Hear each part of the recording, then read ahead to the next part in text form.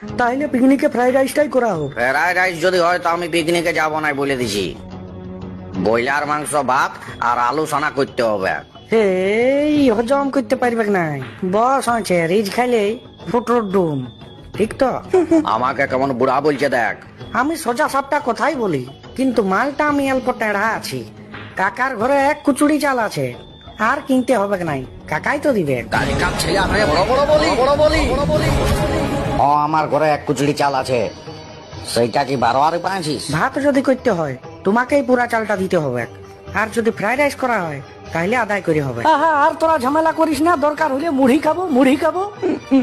তোকে আমরা পিকনিকে ডাকি এমনি লিটিকেশন লাগাবার জন্য লয়, তুই হাঁড়ি কড়াটা দিস তার জন্য তোকে ডাকা হয়।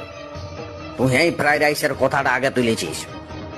ভাত আর আলু সানা হবে কেই, ওইটার ঝামেলা কম আছে। তোরা কি জানিস, তোরা তো পালাইন দিবি আমাকে রাইনতে দিয়ে। আমার কাছে কেউ থাকে নাই, সব চলে যায় লাল জল খাইতে। ওই দায়িত্বটা আমার আছে। আজকের পর থেকে তোরা যদি আমাকে জ্বালাইছিস, মারা ভাত খাওয়াই ঘর আনবো বলে দিছি।